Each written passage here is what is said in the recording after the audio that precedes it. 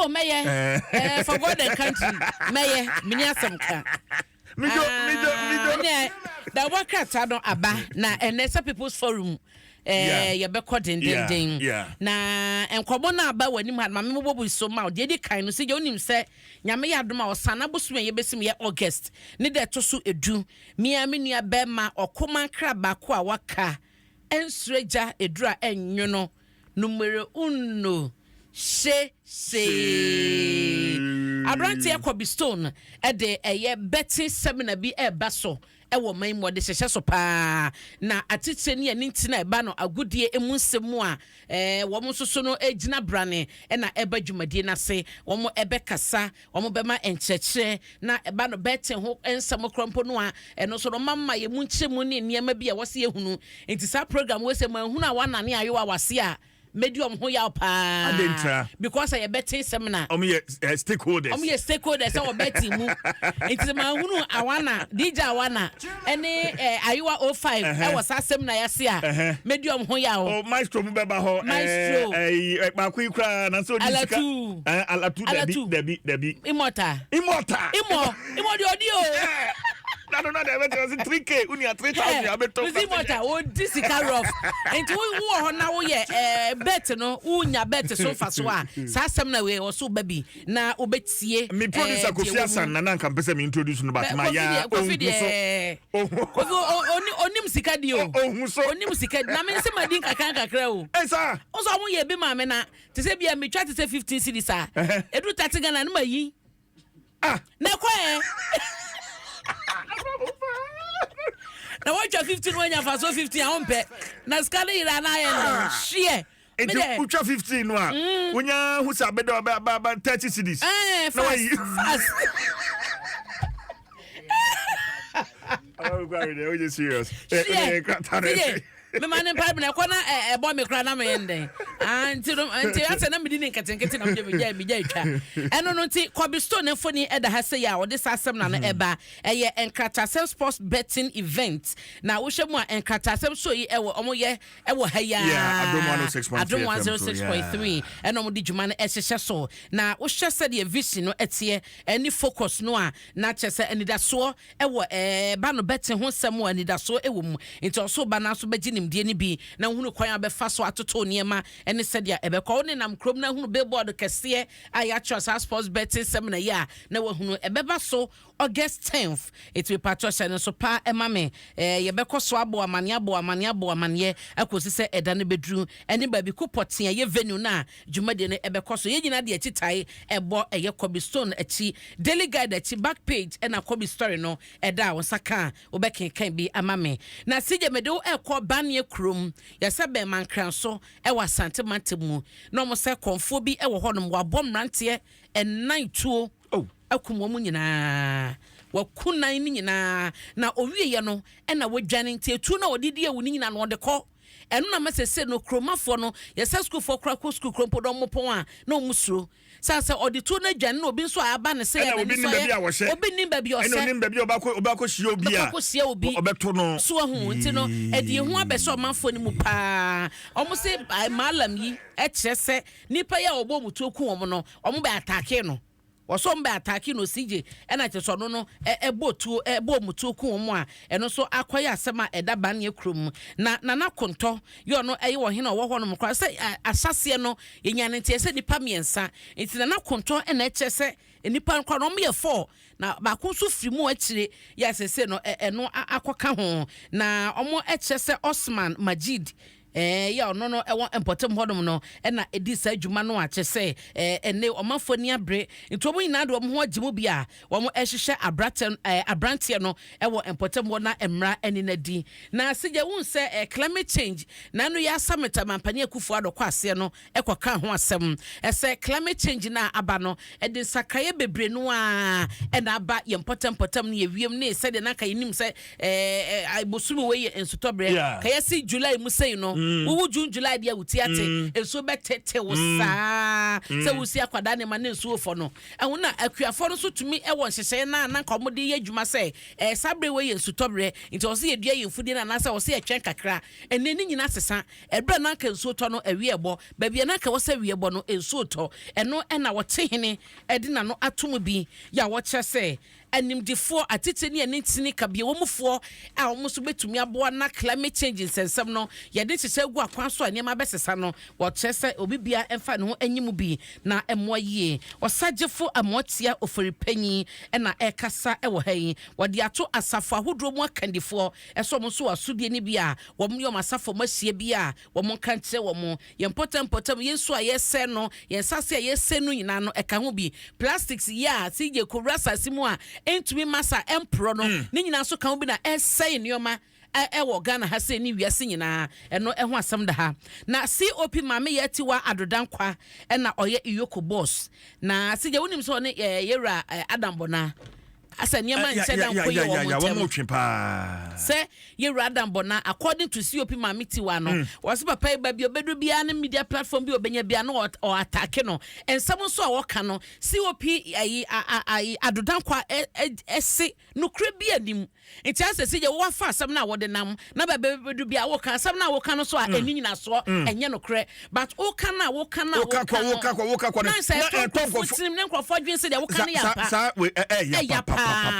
ena mama ya ese o tese won ti ase no na wo kire da bia na wo kire because ni ba kro no wo ka ko nti wo so da bia wo sie che na wo kire mu sa da bia be kwakodu so wo kire mu krompo na enkonkoduru ho na eno na COP mama ya se wo frɛ ye Adam Bona yire ena o tese mama so yo ba bi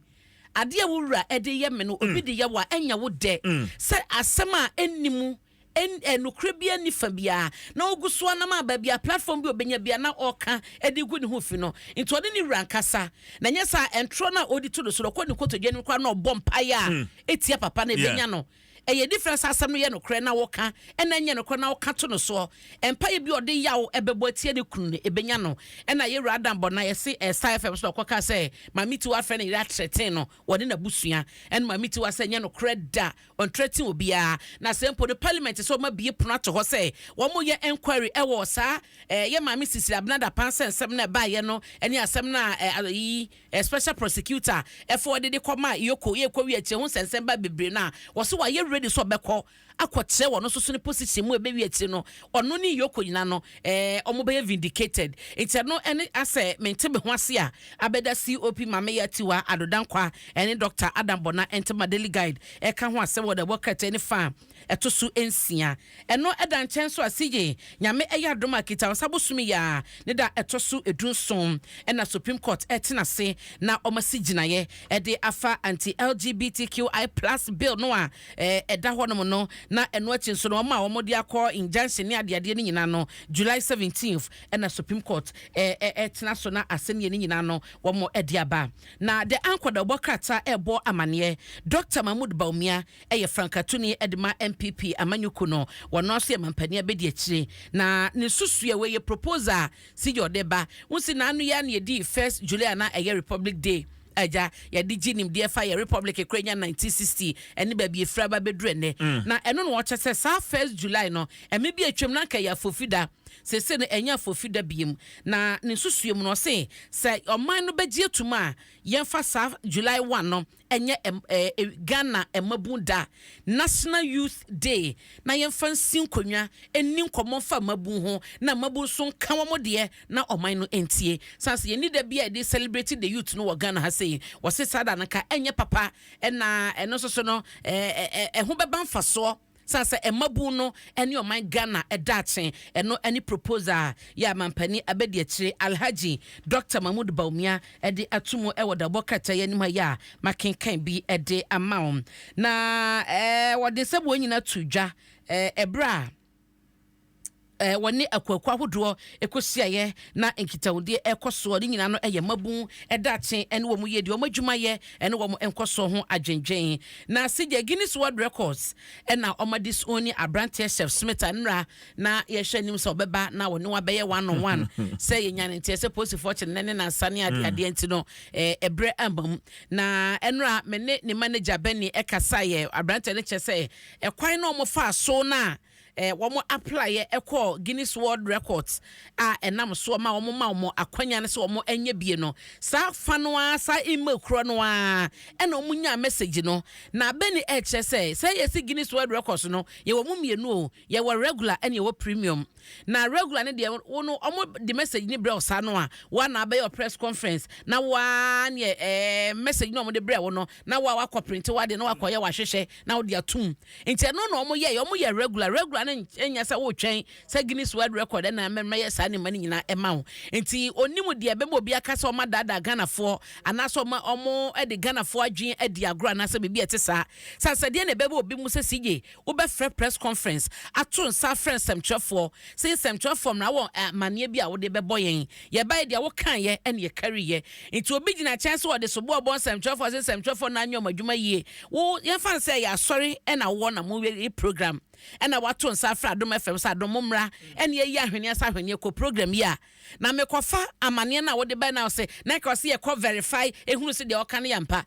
o peso che say what I say no mo amaye ma adwe sabode so bo bon semtwefo no munya botre why mu tie break na press conference no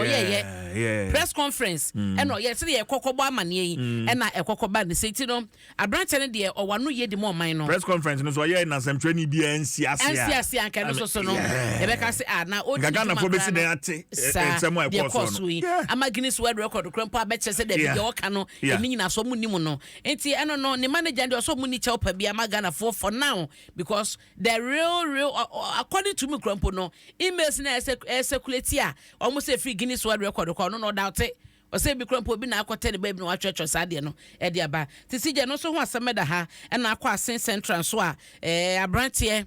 Shaibu Mijima ya party no regional chairman and constituency page for withdraw no na o reinstate no and which so the chairman and secretary ya so mo ntafie bosome no o mo chese jedem pa e wo hon match se nyoma cheda ne da yie e ma NDC e wo Asin Central but nyoma e keka ko nani mu aka makamanti eno so mu ama ne bo ya ba CJ na mede ama wo no na professor Eche Sikanku and about the new crusading guide the bokata ye ni ma se ya